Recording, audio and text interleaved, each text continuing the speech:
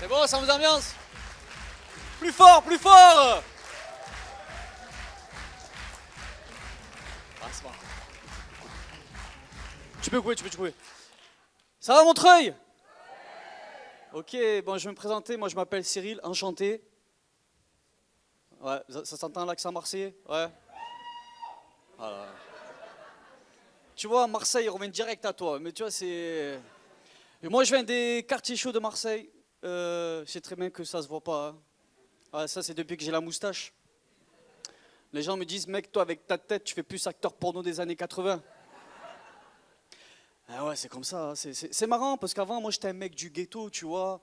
Les gens, ils avaient peur pour leur portefeuille. Et depuis que je suis moustachu, ils ont plus peur pour leur cul. Je te jure, moi, j'étais un mec de la tête, tu vois. J'ai un mec, tu sais, j'ai insulté pour rien, j'avais la rage, j'étais révolté et tout, tu vois. Depuis que j'ai quitté le quartier, je suis devenu un bobo parisien, tu vois. Attention, je suis toujours révolté. Quand il n'y a pas de lait végétal dans le cappuccino, tu vois, c'est. Je te jure, en fait. En vrai, tu sais quoi, en fait, j'ai du mal, je veux dire, j'ai du mal à accepter que j'ai changé. Parce que si je me vois dans la rue, je me raquette. Ah, mais t'as vu la tenue que j'ai? Regarde comme je suis habillé. Je te jure, je mange des graines de chia, je vais à la piscine à 5h30 du matin, j'écris mes blagues dans un bar où les gens enlèvent leur basket, je te jure. Le code Wi-Fi, c'est betterave avec 2 T, tu vois, c'est. Je me dégoûte, je te jure, je me dégoûte. Depuis que je suis à Paris, je suis devenu une vraie salope, en fait. Mais heureusement, je veux dire, heureusement que de temps en temps, je retourne à Marseille pour reprendre mes origines, tu vois, parce que tu vois, tu sais, j'ai besoin, et j'ai des tocs qui reviennent direct, tu sais, pour réveiller la Kaira qui sommeille en moi, tu vois. Je te jure, des fois, comme ça, je fais il y a les flics, il y a les flics, il y a les flics.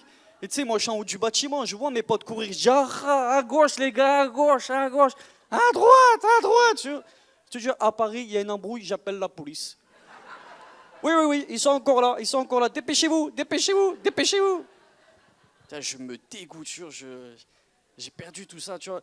Mais tu sais, moi, en fait, je veux dire, moi, le quartier, ça me manque parce que ça me rappelle à quel point j'étais dans l'humain, tu vois, dans le partage, l'entraide. Tu vois, En fait, je crois que je suis nostalgique parce qu'en fait, je fais la crise de la quarantaine. Il y a des signes. Tu sais, j'ai 40 ans déjà.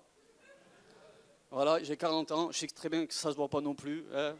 On dirait, j'ai un corps d'enfant, je te jure, j'ai un corps de lâche. Ton rire me fait mal, toi. Ton rire me fait mal. Fais gaffe, le mec du quartier va revenir, hein. Là, tu crois que j'ai la main dans la poche, mais tu sais pas. Non, mais tu sais, en plus, en ce moment, tous les soirs, quand je rentre chez moi, je regarde un dernier épisode de Les Chevaliers du Zodiac. Ouais, j'ai encore des posters dans ma chambre. Je crois que c'est ça, en fait, la crise de la quarantaine. J'hésite encore à vendre ma PlayStation 4. J'ai la Nintendo 64, je sais pas, je veux pas, tu sais. Je sais pas, tu vois, en plus, tu vois, moi, tu sais, au quartier, ce que j'aimais bien, c'était partager. En fait, je rêverais de retourner au quartier, partager un kebab avec mes potes sur un banc. Et à Paris, il n'y a que des bancs. Le truc, c'est que je mange des graines de chat. Je peux pas partir là. Tu vois, en plus, tu sais, quand moi j'étais au pote avec mes potes au quartier sur le banc, tu vois, on partageait le kebab. Et c'est moi qui avais le kebab, tu vois, parce que j'étais le seul blanc au quartier. Et c'est comme ça que je pouvais me faire des amis, tu vois. Et moi, j'ai mon pote à ma droite qui est là, tu vois, et je fais attention parce que je me méfie. Moi, je suis un haflit, je suis un malin, je fais attention. Je lui donne pas mon sandwich, je lui tends. Je le tiens comme ça dans les mains, tu vois, je le tiens comme ça. Alors, pour pas qu'il bouffe tout, tu sais, c'est comme le briquet. Donne-moi le briquet, il revient pas, tu vois. Alors, technique de raccro que je vous donne en plus, je mettais 2 doigts. Comme ça, je sais où est-ce qu'il va bouffer, tu vois. Alors, tu peux perdre un doigt, mais au moins tu gardes ton sandwich.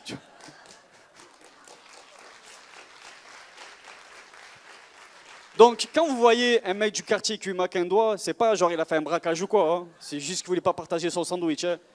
Et tu sais, je donne mon sandwich à mon pote salade, tu sais, je le tends, il fait un croc, tu vois, et il me le rend. Moi, j'ai confiance, je mange, je fais un croc, et là, je sens que quand je mâche du pain. J'ouvre le sandwich, je te jure, il n'y avait plus rien dedans. Il a fait la technique du croc aspirateur. Au quartier, on appelle tous Dyson, sûr, c'est. Non, mais tu vois, le quartier, ça me manque trop parce qu'en fait, on se clashait. Tu sais, on traînait le soir tard, la nuit, on se clashait entre nous. Il y a des bons clasheurs au quartier. Et moi, j'étais un très bon clasheur. Je n'étais pas le meilleur, mais des fois, j'avais des fulgurances. Et on te respecte quand tu es un bon clasheur. Mon pote Salah, il a une grosse tête. Tu sais, il a une grosse tête. Le soir tard, il y a un lampadaire. Il passait devant, tu vois. Je dis, attends, Salah, mets-toi un peu plus à gauche. Non, un peu plus à droite. Il dit, frère, avec ta grosse tête là, quand tu t'arrêtes devant le lampadaire, ça fait une éclipse. Voilà, c'était pas la meilleure clasher, ok, j'ai compris, ok.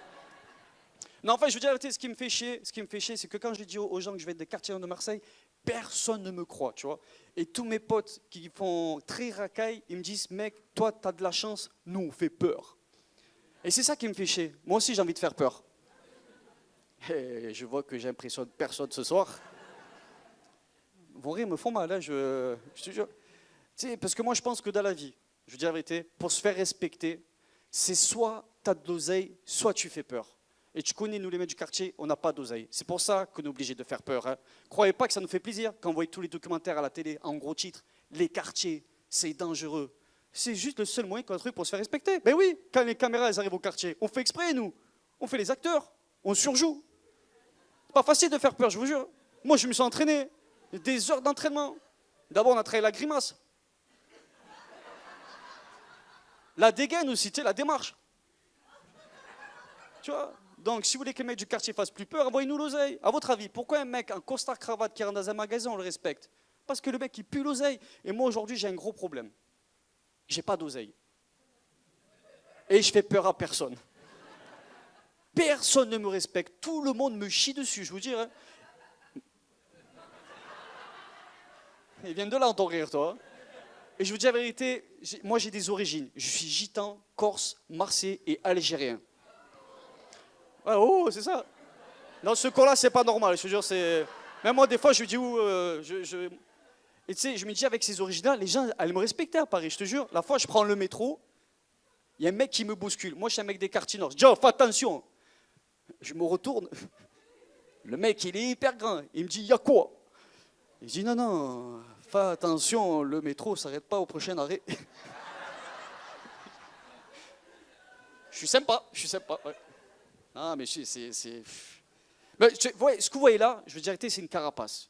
On va aller à l'intérieur de la carapace. Ouais. On y va ou pas? Vous ne savez pas d'où je viens, vous ne savez pas qui je suis, je le vois.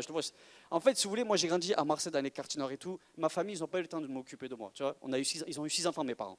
Ils n'ont pas eu le temps de s'occuper 6 enfants. Dire bonne nuit à 6 enfants tous les soirs, c'est pas possible. Bonne nuit 1, bonne nuit 2, et allez vous coucher, tu vois. Et si vous voulez, ceux qui m'ont donné l'éducation, c'est des gens du quartier, ce sont les rebeux. Donc j'ai grandi avec une culture orientale, tu vois. Je parle un peu halbia. Salam alaikum, la baisse, hamdallah. Je ne m'attendais pas de réponse, c'est normal. À part la rue de Paris, parce que j'habitais à Croix-de-Chavaux. Rue de Paris, c'est Marseille. J'ai arrêté, c'est Marseille. Jusqu'à Port-de-Montreuil, c'est Marseille. J'habitais 6 ans. Et tu sais, j'ai grandi avec ça, donc j'ai les codes, tu vois. Et les gens, en fait, donc imaginez-vous, je m'appelle Cyril, j'ai 40 ans, et avec cette tête, je suis arabe. Je vous dis la vérité, je me sens plus arabe que blanc. Je te jure, si vous voulez, j'ai la mentalité d'un rebeu dans un corps de victime. Je te jure, et les gens, en fait, je vous dis la vérité, il y a un combat permanent entre mon corps et mon esprit. Mon corps est blanc, mon esprit est halbia, est rebeu, tu vois. Par exemple, quand je vais sur une piste de danse, mon esprit, il est... Et mon corps de blanc, il fait... Rouya, doucement, doucement, tu vois. Je te jure, c'est dur à gérer, cette dualité. Elle est très dure à gérer, je te jure. Parfois, je suis sur les 2 tableaux, je te jure. Par exemple, quand je vais à la banque pour un prêt, je suis blanc. Quand le ramadan arrive, je suis blanc aussi. C'est dur, c'est sûr. Tu sais, en fait, un truc qui me fait vraiment chier, je vous dis la vérité, c'est que quand les blancs, eh ben, ils me considèrent comme un blanc, parce qu'ils ne voient pas le rebeu à l'intérieur de moi. Ils ne captent pas, tu vois. La fois, j'étais invité à un repas, il n'y avait que des blancs.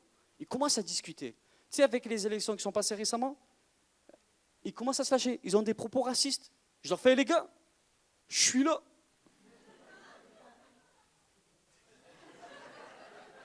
C'est dur à gérer, tu vois. La fois, j'étais en date avec une meuf, trop belle la meuf. Trop belle. Elle se lâche sur les Arabes. Je lui dis la vérité. T'as raison.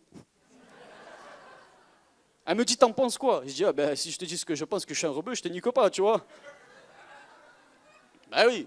Et en plus, moi, je suis conscient, tu sais, moi, je suis comédien aussi, ça fait 10 ans que je fais du théâtre. J'ai parcouru toute la France, j'ai fait rire toute la France. Apparemment, pas ce soir, mais... Et tu sais, je suis conscient qu'en tant que blanc, j'ai pu accéder à des endroits paumés en France, qu'en tant que rebeu, je n'aurais pas pu, tu vois. Si vous voulez, la moyenne d'âge qui vont au théâtre en province, c'est 50-60 ans, ils sont blancs, et ils votent FN, tu vois, RN, tu vois. Si vous voulez, je suis un infiltré. Je vais vous donner ma conclusion. Moi, je pense qu'on est plus en sécurité au quartier qu'à la campagne. C'est à la campagne, il y a toujours des affaires non résolues. À la cité, il n'y a pas de suspense. Le corps, il est là, et c'est pris 8 balles. Je vous dis la vérité, hein, les mecs de cité, ils sont hyper sympas. Hein. Ils laissent le corps sur place, comme ça, au moins, les familles, elles peuvent faire leur deuil. À la campagne, là-bas, ils sont en mode Bafa. Le premier qui a trouvé le corps, il a gagné. Voilà, merci beaucoup de m'avoir écouté.